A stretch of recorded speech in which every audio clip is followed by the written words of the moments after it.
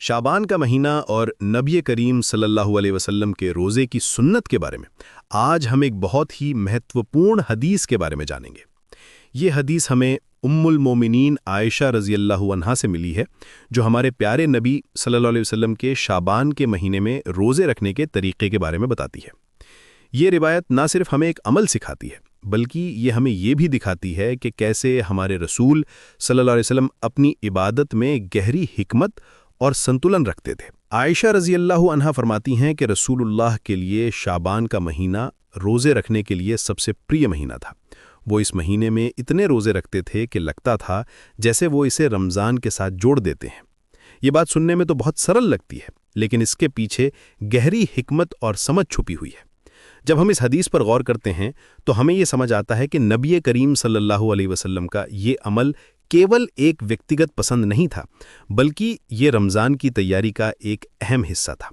اب یہاں ایک مہتوپورن سوال یہ اٹھتا ہے کہ کیا نبی کریم صلی اللہ علیہ وسلم واقعی میں پورے شعبان کا مہینہ روزے رکھتے تھے؟ اس سوال کا جواب ہمیں خود عائشہ رضی اللہ عنہا کی ایک اور روایت سے ملتا ہے جو صحیح بخاری میں درج ہے۔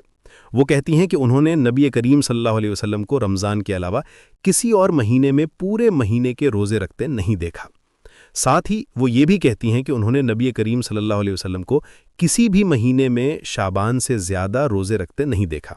یہ دونوں باتیں مل کر ایک بہت ہی اسپشٹ تصویر بناتی ہیں۔ ان دونوں روایتوں کو ملا کر دیکھیں تو بات صاف ہو جاتی ہے۔ جب حدیث میں کہا گیا ہے کہ نبی کریم صلی اللہ علیہ وسلم شعبان کا پورا مہینہ روزے رکھتے تھے، تو اس کا مطلب یہ نہیں ہے کہ وہ مہینے کے ہر دن روزہ رکھتے تھے، بلکہ اس کا مطلب یہ ہے کہ وہ اس مہینے میں بہت زیادہ نفل روزے رکھتے تھے۔ عربی بھاشا میں جب کسی کام کی ادھکتا کو بیان کرنا ہوتا ہے تو کبھی کبھی اس طرح کے الفاظ استعمال ہوتے ہیں۔ یہ بھاشا کی خوبصورتی ہے جو ادھکتا اور پرچرتا کو ویکت کرنے کے لیے اپیوگ ہوتی ہے۔ صحیح بخاری کی حدیث نمبر 1969 میں یہ بات بالکل اسپشٹ ہو جاتی ہے۔ عائشہ رضی اللہ عنہا کا یہ کہنا کہ انہوں نے نبی کریم صلی اللہ علیہ وسلم کو رمضان کے علاوہ کوئی پورا مہینہ روزے رکھتے نہیں دیکھا، یہ ثابت کرتا ہے کہ شعبان میں بھی آپ صلی اللہ علیہ وسلم ہر دن روزہ نہیں رکھتے تھے۔ یہ روایت ہمیں دکھاتی ہے کہ کیسے حدیث کی صحیح سمجھ کے لیے ہمیں الگ الگ روایتوں کو ملا کر دیکھنا پڑتا ہے۔ لیکن یہ بھی سچ ہے کہ شعبان میں نبی کریم صلی اللہ علیہ وسلم کے روزوں کی تعداد باقی مہینوں سے کہیں زیادہ ہوتی تھی۔ یہ ایک بہت ہی خوبصورت سنتولن تھا جو آپ صلی اللہ علیہ وسلم اپنی عبادت میں بنائے رکھتے تھے۔ نہ تو آپ صلی اللہ علیہ وسلم اپنے آپ کو اتنا تھکا دیتے تھے کہ رمضان کے لیے تیاری میں کمی ہو جائے، اور نہ ہی آپ صلی اللہ علیہ وسلم اس مہینے کی فضیلت کو چھوڑ دیتے تھے۔ یہ سنتولن ہمارے لیے ایک بہترین سبق ہے کہ کیسے ہمیں اپنی عبادت میں ماڈریشن اپنانی چاہیے۔ اس عمل کے پیچھے کئی حکمتیں چھپی ہوئی ہیں۔ پہلی یہ کہ شعبان میں روزے رکھ کر ویکتی رمضان کی تیاری کرتا ہے۔ جیسے کوئی ایتھلیٹ اپنی مکھیہ کمپٹیشن سے پہلے پریکٹس کرتا ہے، ویسے ہی یہ روزے ہمارے نفس کو رمضان کے لیے تیار کرتے ہیں۔ دوسری حکمت یہ ہے کہ اس مہینے میں لوگوں کا دھیان اکثر عبادت سے ہٹ جاتا ہے، کیونکہ یہ رمضان سے ٹھیک پہلے کا مہینہ ہوتا ہے۔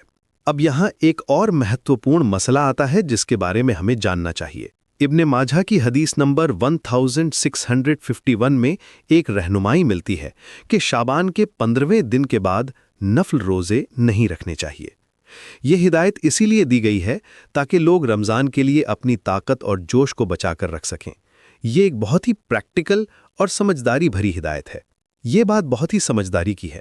اگر کوئی ویکتی شعبان کے آخری دنوں میں لگاتار روزے رکھتا رہے تو ہو سکتا ہے کہ رمضان شروع ہونے تک وہ تھک جائے۔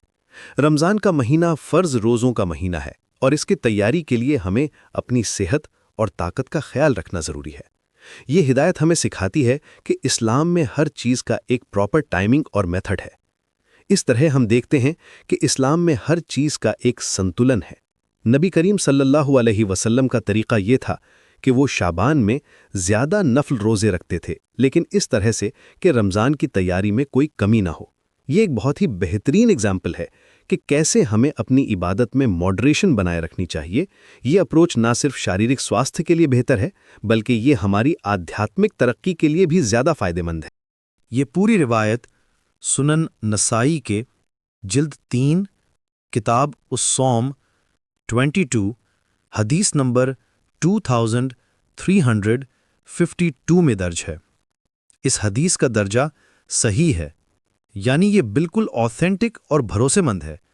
اس کا مطلب یہ ہے کہ ہم اس پر پورا بھروسہ کر سکتے ہیں اور اسے اپنی زندگی میں عمل میں لا سکتے ہیں۔ آج کے زمانے